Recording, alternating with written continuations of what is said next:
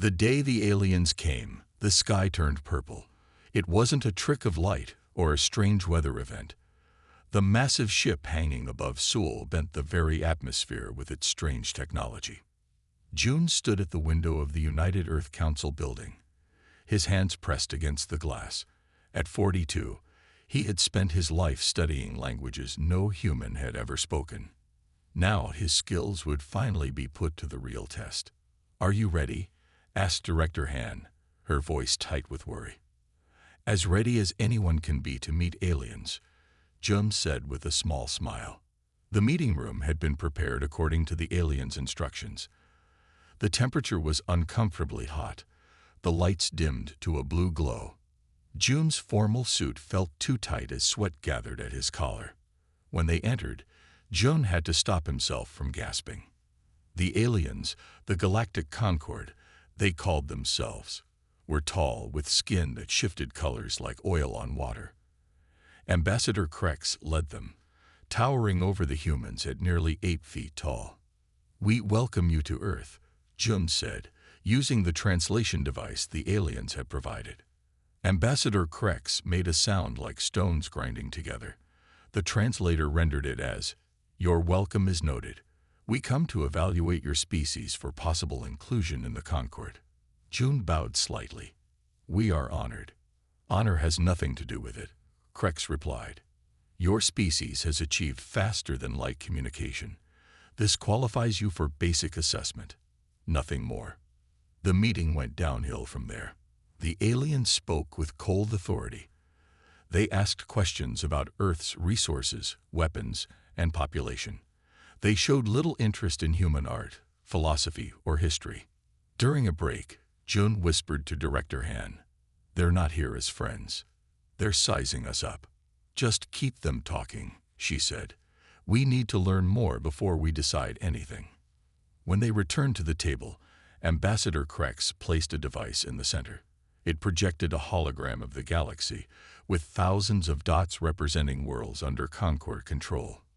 "Your position would be here," Krex said, pointing to a tiny spot at the edge of one spiral arm. "A minor world with observer status. After 1,000 years, you may petition for full membership." Jun felt a flash of anger. The aliens hadn't come to meet equals.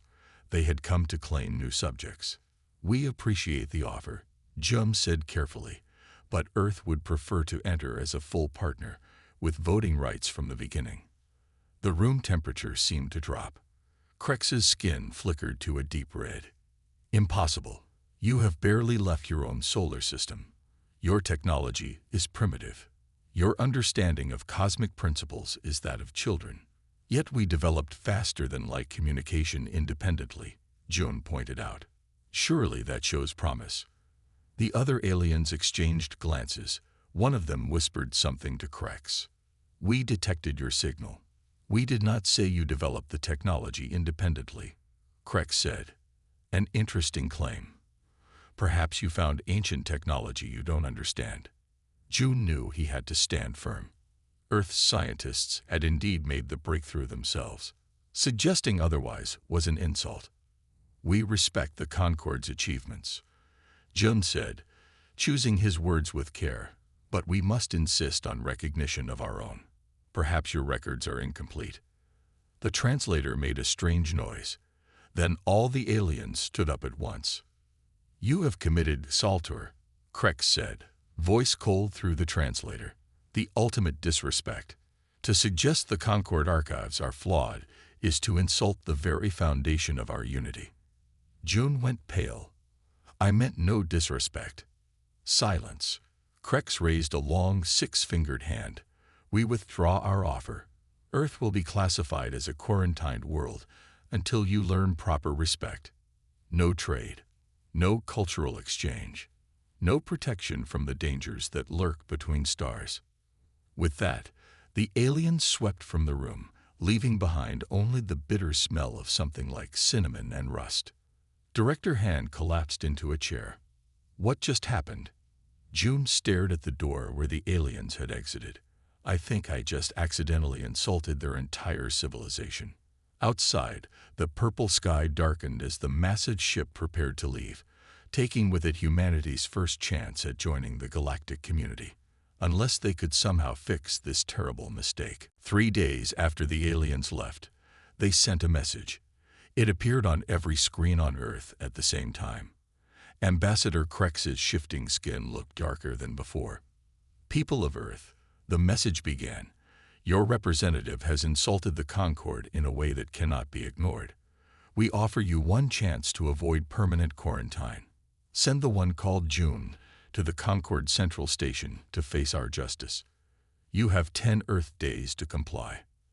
The message ended, leaving billions of people in shock. In the emergency meeting room of the United Earth Council, voices rose in anger and fear. "We can't just hand June over to them," shouted one council member. "But can we risk isolation from the galaxy?" asked another. "What if there are threats out there we don't know about?" June sat quietly, his face pale but calm. When the room finally grew quiet, he stood up. "I will go," he said simply. Director Han shook her head. "June, we don't even know what their justice means. They could kill you." "Or worse," added General Park. "These aliens have technologies we can't imagine. What they call justice might be something far more terrible than death." June nodded. "I understand the risk, but I caused this problem. I should face the consequences." The council debated through the night. By morning, they had a plan. They would appear to comply, but they would not send June alone and unprotected. Captain Minji was called to the council chamber. At 38, she was Earth's most experienced spaceship commander. She had flown the experimental FTL test flights that had caught the aliens' attention in the first place. "You want me to transport June to the aliens," she said. It wasn't a question. "Yes," said Director Han, "but also to bring him back, whatever it takes." Minji's eyes narrowed. "The Promise of Dawn is a science vessel, not a warship. If these aliens want to keep him, I don't see how I can stop them." "That's why we're sending Engineer Tahoe with you," said General Park. "He's been studying the alien translator device. He thinks he can adapt some of its technology to give us an edge." Minji had worked with Tahoe before. He was brilliant but quiet, the kind of person who solved problems while others were still defining them. "We'll also be loading the ship with every sensor we can," added Director Han. "We need to learn as much about these aliens as possible. This might be our only chance." Later that day, June and Minji walked through the ship hangar. The Promise of Dawn gleamed under the lights, its sleek shape designed for scientific exploration, not diplomatic missions. "Why did you really agree to go?" Minji asked. "You could have hidden. We could have sent someone else and claimed they were you." June smiled slightly. "Did you know I used to be in the military? Before I studied languages." Minji looked surprised. "No, you don't seem the type. I left because I believed words could solve problems better than weapons," June said. "I still believe that. This is my chance to prove it." "These aliens don't seem interested in talking," Minji pointed out. "Everyone is interested in talking, eventually," June replied. "The trick is finding what they want to talk about." As they prepared the ship, news came that the alien vessel had returned to orbit. It waited, silent and watchful, as Earth scrambled to respond to its demand. Engineer Tahoe joined them the night before launch, carrying boxes of equipment and looking like he hadn't slept in days. "I studied their translator," he told them. "It doesn't just change words from one language to another. It translates concepts, and there's something strange about how it handles certain ideas." "What do you mean?" asked Minji. When June suggested their records might be wrong, the device translated it as this Xalter thing, their version of a terrible insult. Tahoe explained, "But what if that's not what June actually said? What if the translator itself caused the problem?" June looked thoughtful. "If we can understand how their translator works, we might find a way to fix this misunderstanding." As dawn broke, the three of them boarded the ship. The aliens had sent coordinates for the Concord Central Station. It would be a journey of 2 weeks, even with Earth's best FTL drive. Ready? Minji asked from the captain's chair. June nodded, looking out at the stars. As ready as I'll ever be to face alien justice. The ship's engines hummed to life. Above them, the alien vessel moved aside, watching as the humans took their first real step into the galactic community, as prisoners on their way to trial. Space stretched endlessly around the promise of dawn as it pushed through the darkness. Inside, Jun sat surrounded by information displays. He had turned his small cabin into a study center, with data about the Concorde filling every screen. "You should sleep," said Captain Minji, standing in the doorway. "We have 10 more days before we reach the station." Jun rubbed his tired eyes. "I can't sleep. Not when there's so much to learn." "What have you found?" Minji asked, stepping into the room. "The translator gave us access to their basic cultural database," Jun explained. "I've been studying their justice system. It's not good." Minji sat down across from him. "Tell me." "The Concorde doesn't believe in forgiveness," Jun said. "They believe in punishment and examples.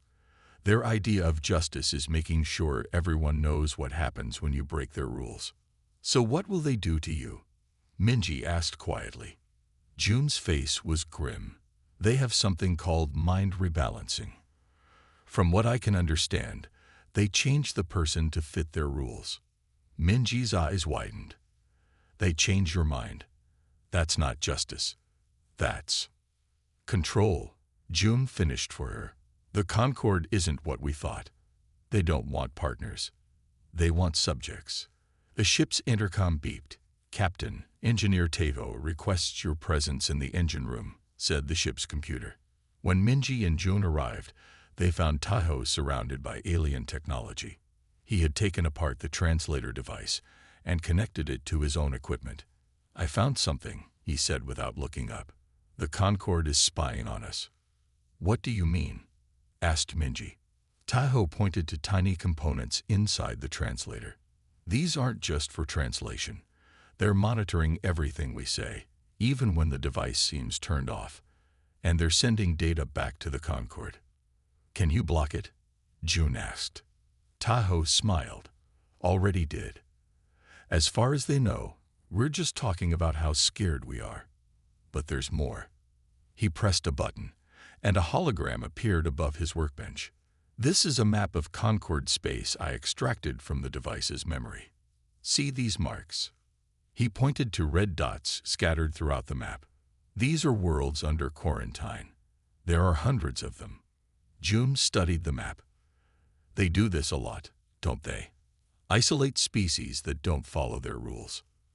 "But look at this," Tahoe said, zooming in on one section. "These worlds formed their own alliance. They call themselves the Free Planets. They'd been resisting the Concorde for decades." "So we're not alone," Minji said. "There are others who don't accept Concorde rule. And they might help us," Jun added, a new hope in his voice. Over the next days, the 3 humans worked together.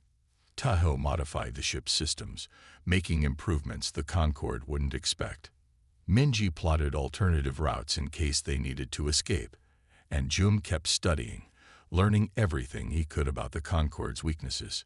One night, as they shared a meal in the ship's small dining area, Jun made an important discovery. "I've been through every file about Concorde justice," he said. "In thousands of cases, not once has anyone ever offered a formal apology." "What do you mean?" asked Minji. "In human cultures, when we do something wrong, we can apologize. We can show we understand our mistake and want to make it right," Jun explained. "The Concorde has no concept for this. Their language doesn't even have a direct translation for 'I'm sorry.'" Tahoe looked up from his food. "Are you saying they don't apologize for anything?" "They don't," Jun confirmed. "They either win and dominate or lose and submit. There's no middle ground, no reconciliation." "So what are you thinking?" Minji asked, recognizing the look on Jun's face. "I'm thinking," Jun said slowly, "that we might have a weapon they've never faced before. Something uniquely human. An apology? Tahoe sounded skeptical. Not just any apology, Jun said. The perfect apology. One so sincere, so complete, that it forces them to look at justice in a new way. Minji frowned. You think saying sorry will save Earth from quarantine?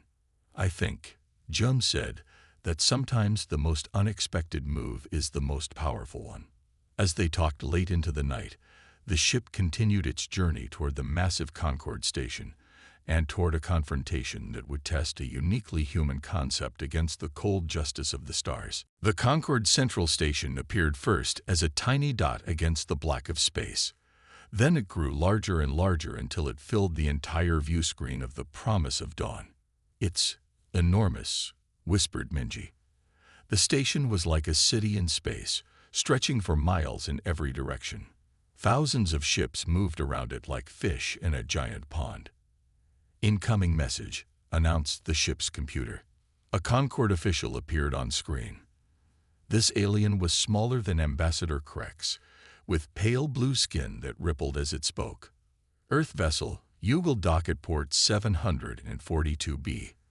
The criminal will be taken into custody. The rest of you will be provided quarters until the trial is complete. Understood, Minji replied. Request permission to accompany our diplomat as his support team. The alien's skin darkened. Denied. The criminal comes alone. When the transmission ended, Tahoe quickly pressed buttons on his control panel. I've activated the tracker. We'll be able to follow Jun's location anywhere on the station. Jun nodded. Remember the plan. Don't do anything rash. Let me try my way first. The ship docked with a gentle bump. When the airlock opened, 6 Concord guards waited. They wore armor that shifted colors like their skin and carried weapons that hummed with energy. The criminal will come with us, said the lead guard. Jun stepped forward calmly. I am ready. Minji moved as if to stop him, but Jun gave her a small smile. Trust me, he said quietly. As the guards led Jun away, Minji and Tahoe were escorted in a different direction by another group of aliens. Your quarters, said their guide, showing them to a small room with strange furniture. Do not leave without permission. When they were alone, Tahoe pulled out a small device. Jun is moving toward the center of the station. They've stopped in what looks like a large room. Can we communicate with him? Minji asked. Not directly, Tahoe said. But I modified his translator. It will record everything and send it to us. They waited anxiously, watching the tracker's signal. Hours passed. Finally, Tahoe's device beeped. Someone's coming, he whispered, hiding the tracker. The door slid open. A thin alien with gray-green skin entered. This one was different from the others, smaller, with large eyes that blinked nervously. I am Lyric. The alien said in a low voice, I bring food. Lyric placed containers on a table, then looked around quickly before leaning closer. You are from Earth. The New World. Minji nodded cautiously. Yes. I am from Terralus, Lyric said. Also a quarantined world. Many of us work here. The Concord calls us servants. We are slaves. Why are you telling us this? Tahoe asked. Because your friend is in great danger, Lyric replied. I heard the guards talking. The trial is not real. The decision is already made. Minji stepped forward. What will they do to him? Mind rebalancing, Lyric said, a shiver passing through his body. They will erase what makes him himself. He will return to your world as a shell, programmed to tell your people to obey the Concord. We won't let that happen, Minji said firmly. Lyric's large eyes widened. You cannot fight the Concord. They are too powerful. We don't plan to fight, Tahoe said. At least, not the way they expect. Lyric seemed confused but nodded. I will help if I can. There are many like me here, from many worlds. We are watching your friend's trial. The trial has started. Minji asked in alarm. Tomorrow, Lyric said, but it is already the biggest event in the station. Never before has a new species challenged the Concord so directly. A small sound like respect entered Lyric's voice. Your friend is brave. After Lyric left, Minji and Teo huddled over the tracker. The signal showed June was now in a small room, likely a cell. We need to get a message to him, Minji said. He needs to know the trial is fixed. Taiho worked on his device. I'm trying to send a signal through his translator. If it works. The device suddenly lit up with June's voice. I can hear you. Don't worry about me. I've learned something important. The Concord leaders are afraid. Afraid? Of what? Minji asked. Of us, June replied. Of humans. They've studied our history. They've seen how quickly we advance, how adaptable we are. They're using this insult as an excuse. They always planned to quarantine Earth. Then your plan won't work, Taiho said. If they've already decided. That's where you're wrong, June interrupted.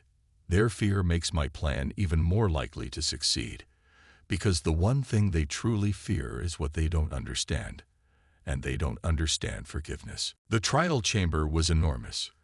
Curved rows of seats rose high on all sides, filled with aliens of different shapes and colors.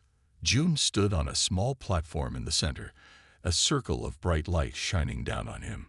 5 Concord judges sat on tall chairs facing him. Their skin shifted between deep purple and black. Ambassador Krex sat nearby, watching with cold eyes. The trial of the human June will now begin, announced a voice that seemed to come from everywhere. This event is being broadcast to all Concord worlds and allied systems. June looked around calmly. He wore the simple white clothes they had given him, his hands free, but his feet locked to the platform. Human, said the center judge. You are charged with committing saltor against the Concord. How do you respond? Before June could answer, a side door opened. Minji and Teo were led in by guards and seated in a small section reserved for witnesses. I wish to understand something before I respond, Jun said clearly. What exactly is saltor in your language? The judges looked at each other in surprise. The center one leaned forward. Saltor is the ultimate disrespect. It means to deliberately question the truth and honor of the Concord itself. June nodded. Thank you for explaining. May I ask another question? The judges whispered among themselves. Finally, the center judge spoke again. You may ask. In your justice system, what is the purpose of this trial? Is it to discover truth, to punish, or to restore balance? The question caused murmurs throughout the chamber. The center judge's skin darkened. The purpose is to show all worlds the consequence of disrespect, the judge said. The truth is already known. You committed saltor. I see, Jun said. Then I have one final question. Does your system allow for the accused to apologize? The word didn't translate properly. The translator made a strange noise, then tried again with different sounds. The judges looked confused. What is this concept? Asked the judge on the right. Apologize, Jun repeated. To express regret for a wrong done and to ask forgiveness. The center judge's skin rippled with uncertainty. This is not part of our process. The accused may explain or deny, but the concept you describe has no place in Concord justice. With respect, Jum said, I request the opportunity to do this thing, to apologize, before the court reaches its decision. The chamber filled with the sound of aliens talking all at once. The judges spoke urgently to each other. Even Ambassador Krex seemed surprised. Finally, the center judge raised a hand for silence. We find this request unusual, but as this is a broadcast trial, we will allow it. For educational purposes, so all worlds can see the futility of this human concept. Jun bowed his head. Thank you. In the witness section, Minji whispered to Taiho, is this really his plan? Just to say sorry. Taiho shrugged. I trust him. An alien aide approached the judges and spoke quietly. The center judge nodded and addressed the chamber. Before the human speaks, we will show evidence of the crime. A large screen appeared in the air. It showed the meeting on Earth, but something was wrong. The recording had been changed. In this version, Jun seemed angry, his words harsh as he questioned the Concorde's records. Minji stood up. That's not what happened. The recording has been altered. Guards moved toward her, but Jun's voice cut through the chamber. It's all right, Captain. Please sit down. Minji reluctantly sat, her face angry. The center judge looked at Jun. The evidence is clear. You may now attempt your apology. Jun took a deep breath and looked around the chamber. Thousands of alien eyes watched him. Billions more viewed the broadcast across the galaxy. In this moment, he represented all of humanity. Honored judges, representatives of the Concorde, and all those watching from worlds I may never see, Jun began. I stand before you to do something that I believe has never been done in this chamber before. He paused, making sure the translator caught up with his words. I am about to show you something uniquely human, something we learned through thousands of years of conflict and reconciliation, something that has saved more lives on our world than any weapon or shield. The chamber was completely silent now. Even the judges leaned forward to hear. I am going to show you the power of a perfect apology. Jun stood tall in the center of the trial chamber. All eyes were on him. First, he said, I acknowledge what happened. During our meeting on Earth, I questioned the completeness of the Concorde's records. I suggested they might not have all the facts about human technological development. The translator struggled with some of his words, but he spoke slowly to give it time to keep up. Second, I recognize the harm caused. I now understand that in your culture, suggesting the Concorde archives might be incomplete is deeply offensive. It questions the foundation of your society. For this, I am truly sorry. Murmurs spread through the chamber. The judges shifted uncomfortably. The concept of someone admitting a wrong and expressing regret was new to them.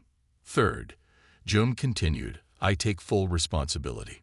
While I did not intend to cause offense, the impact of my words matters more than my intention. I should have been more careful about how I expressed myself in a first contact situation.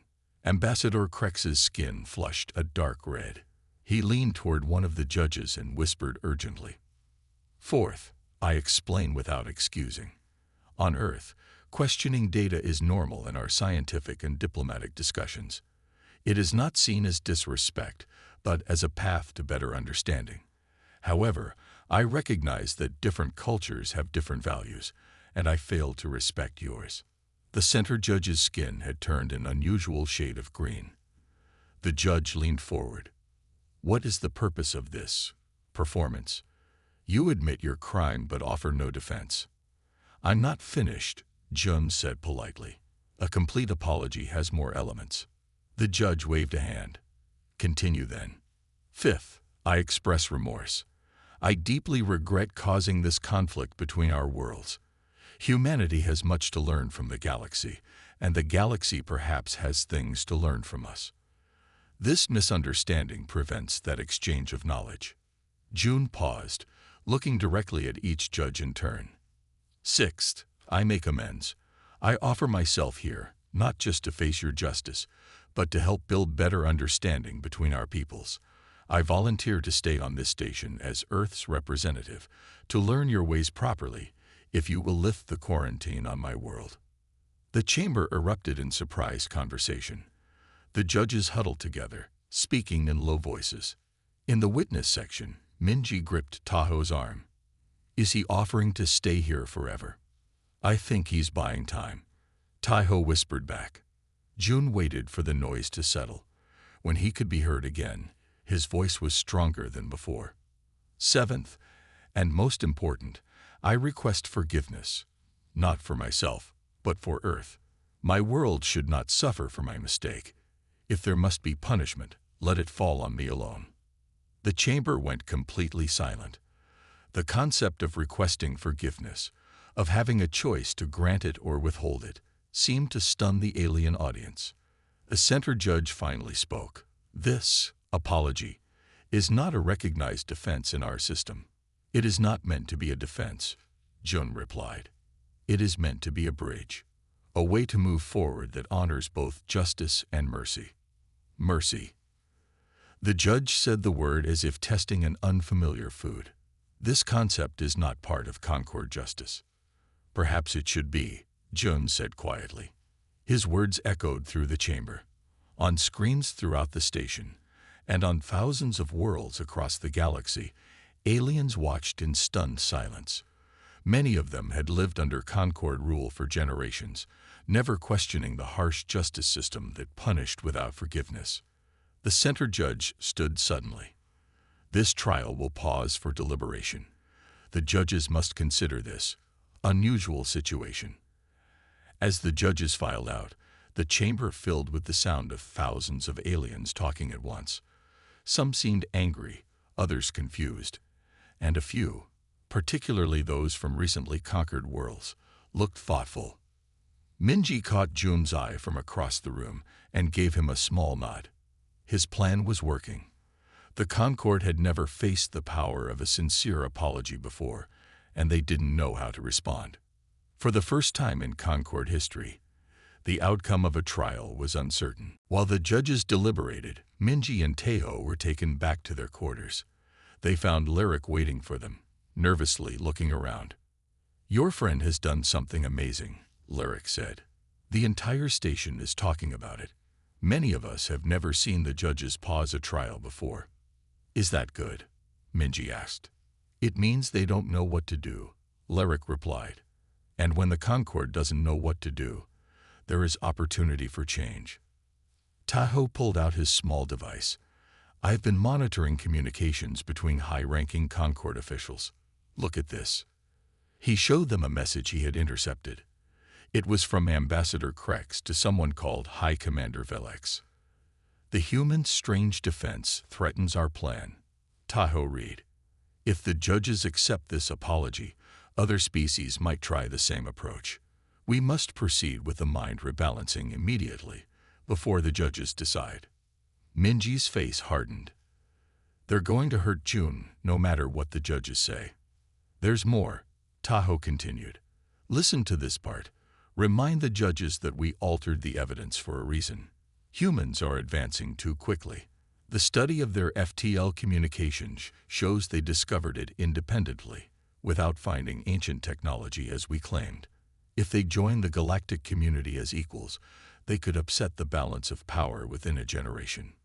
Lyric's large eyes widened. "They lied about why they quarantined your world. It wasn't because of the insult at all." "They're afraid of us," Minji said. "They fear what humans might become." "We need to get this information to Jun," Tahoe said. "But how? They'll have increased security around him now." Lyric stepped forward. "I can help. There are many of us, servants from quarantined worlds, working in the station. We have our own ways of passing messages." Minji looked at the alien with new respect. "Are you saying there's a resistance here?" "Right under the Concord's nose." "We call ourselves the Remembered," Lyric said, "because our worlds were made to be forgotten. We've been waiting for a chance like this for generations." While they planned, Jum sat alone in a small holding cell. The walls glowed with soft blue light.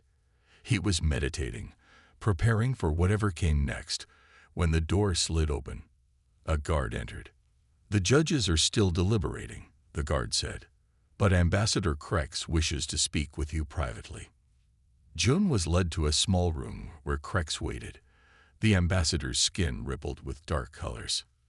"Your performance was clever," Krex said, "but it changes nothing. The Concord has already decided Earth's fate. Then why are the judges still deliberating?" Jun asked calmly. Krex made a sound like stones grinding together, a Concord laugh. "They debate process, not outcome. Your apology confused them. They wonder if they should add rules against such tactics in future trials." "It wasn't a tactic," Jun said. "It was sincere." "Sincerity is irrelevant," Krex replied. "Results are what matter. And the result will be the same. You will be mind rebalanced. Earth will be quarantined. The Concord will continue as it has for 10,000 years. Why? June asked. "What makes Earth so dangerous that you needed to trap me into insulting you?" Krex's skin froze in a pattern of shocked blue. "What do you mean?" "The translator," June said. "It was programmed to translate my words as Skalter, wasn't it? No matter what I said, you planned to be insulted." Before Krex could respond, the door opened. A small alien, one of Lyric's people, entered with drinks. The servant placed them on the table with shaking hands, then left quickly. June picked up his cup and found a small data chip hidden beneath it. Somehow, Minji and Tahoe had gotten him a message. He palmed the chip while pretending to drink. "You're cleverer than we expected," Krex admitted. "But it doesn't matter. The trial resumes in 1 hour. The judges will announce their decision, and this little drama will end." As Krex left, June quickly inserted the chip into his translator device. Tahoe had modified it to receive data this way. He read the message about the intercepted communications and smiled. Now he had what he needed. The perfect apology had been just the first step. The next would be even more powerful. The trial chamber was even more crowded when June returned. Word had spread about the strange human defense, and aliens from all over the station had come to watch. The 5 judges looked tired after hours of debate. "This tribunal will now continue," announced the center judge. "We have considered the humans' unusual apology." June stood calmly on his platform. He could see Minji and Tahoe watching from their section. Lyric stood nearby with other servants, his large eyes fixed on June. "Before you announce your decision," June said, "I request permission to address the court once more. I have new information relevant to this case." The judges looked annoyed, but the center one nodded. "You may speak briefly." "Thank you," Jum said. He took a deep breath. "I have discovered evidence that my supposed crime was planned in advance. The Concord never intended to welcome Earth as an equal." Murmurs spread through the chamber. Ambassador Krex stood up, his skin flashing angry red patterns. "This is absurd." The human tries to delay his punishment. "I have proof," Jun said calmly. He held up his translator device. "This translator was programmed to create the insult, and I have intercepted communications between Ambassador Krex and High Commander Velix showing the real reason for Earth's quarantine." The center judge's skin paled. "What communications?" Jun pressed a button on the device. Krex's own words played through the chamber. "Humans are advancing too quickly. They discovered FTL independently. They could upset the balance of power within a generation." The chamber erupted in chaos. The judges tried to restore order as Krex shouted denials. Finally, the guards managed to quiet the crowd. "These claims are serious," said the center judge. "We must investigate." "There is no need," Jun interrupted. His voice was strong and clear. "I didn't come here to accuse. I came to apologize. And now, I wish to offer a second apology." The chamber fell silent in confusion. Even Krex seemed surprised. "You wish to apologize?" "Again?" asked the judge. "Yes," Jun said. "But this time, I apologize not for insulting the Concord, but for being forced to reveal its deception." He turned to face the crowds of aliens watching from all sides. "I am sorry that my first significant act as a representative of Earth must be to expose corruption within a system many of you trust. I am sorry that your leaders fear change so much that they would lie to maintain their power. And I am deeply sorry for all the worlds that have been quarantined not for their crimes, but for their potential." Across the chamber, aliens from many worlds began to whisper to each other. Some nodded. Others looked angry. The servants, including Lyric, stood straighter, their eyes shining. "This is outrageous," Krex shouted. "Guards, remove the human." But something strange happened. The guards didn't move. Many of them were from worlds once independent, now serving the Concord. They looked at each other, uncertain. The center judge stood. "This trial is suspended pending investigation of these allegations." "No," Krex said. "The human must be punished now." The mind rebalancing is already prepared. On whose authority? Demanded the judge. I issued no such order. The truth dawned on everyone at once. Krex and his allies had been working outside the official Concord justice system. Even the judges had been deceived. June stepped forward to the edge of his platform. I think it's time for the Concord to consider a different approach to justice. One that includes concepts like forgiveness, transparency, and genuine reconciliation. He looked directly at Krex. And perhaps it's time for the Concord itself to apologize to the worlds it has wrongfully quarantined. The idea of the mighty Concord apologizing to anyone was so shocking that the chamber fell completely silent. Then, from the back, a voice shouted, "He's right." It was one of Lyric's people. Others joined in, then more aliens from other subjugated species. Soon, hundreds of voices filled the chamber. The center judge raised all four arms for silence. This situation requires discussion at the highest levels. The human will remain in custody while we consult with the Concord Council. As guards led June out, he caught Minji's eye and smiled. His plan had worked better than he had hoped. The seed of something powerful had been planted. The idea that even the mightiest could admit when they were wrong. 3 days passed. The Concord station buzzed with activity as news spread from world to world. In their quarters, Minji and Teo waited anxiously for word about June. Something big is happening, Lyric told them when he brought their food. The Concord Council has been meeting non-stop. Representatives from 50 worlds have arrived demanding to be heard. What about June? Minji asked. Is he safe?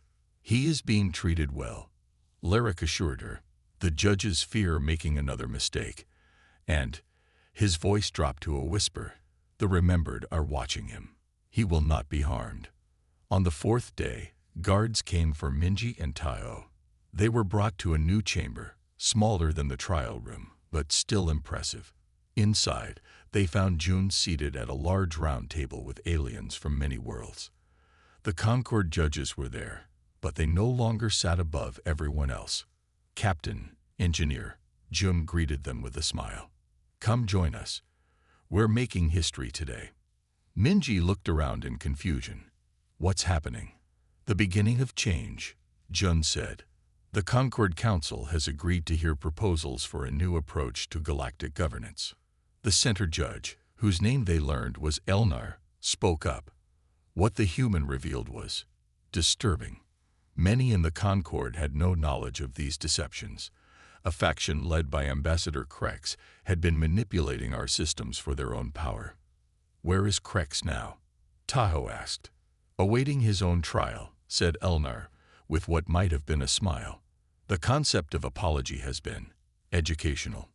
A tall alien with flowing tentacles spoke next. I am Supreme Counselor Zav. After much debate, the Council has decided that the quarantine system must end.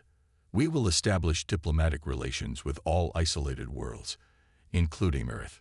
And more importantly, added another alien, this one small with glittering scales, we are establishing a new galactic charter based on principles of transparency, accountability, and yes, reconciliation. June looked pleased. Earth would be honored to help draft this charter. We have thousands of years of experience with both conflict and resolution. That is why you are here, said Zav. Your approach has shown us a different path. Many species are now discussing this concept of apologizing and forgiving. It is revolutionary. Lyric entered the chamber, no longer wearing servant clothes but dressed in formal attire. The remembered worlds have been granted seats in the new council, he announced proudly. We will have a voice at last.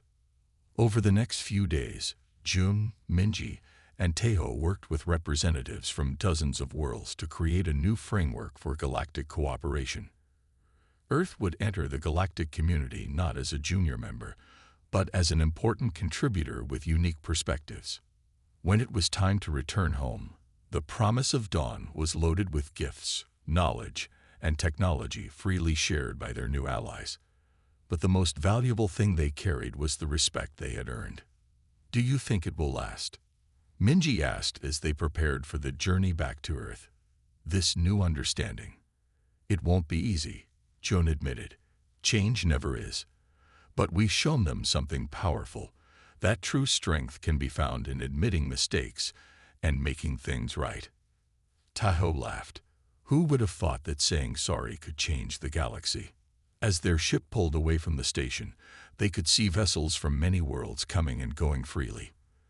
The quarantines were ending. New connections were forming. On the main communication screen, a message appeared from Supreme Counselor Zave. Earth's representative has taught us that an apology is not a sign of weakness, but of wisdom. We have much to learn from each other. 6 months later, the first Concord embassy opened on Earth. And across the galaxy, a new phrase entered the diplomatic language of 1,000 species. I apologize. 2 simple words that now carried immense power. In the halls of the new Galactic Assembly, where representatives from all worlds met as equals, a plaque was placed bearing words from June's first apology. Understanding begins when we have the courage to acknowledge our mistakes. And on worlds throughout the galaxy, whenever someone faced a conflict that seemed impossible to resolve, they would remember the human who changed everything by simply saying, "I'm sorry." The apology that made every alien think twice had become the foundation for a new era of galactic peace.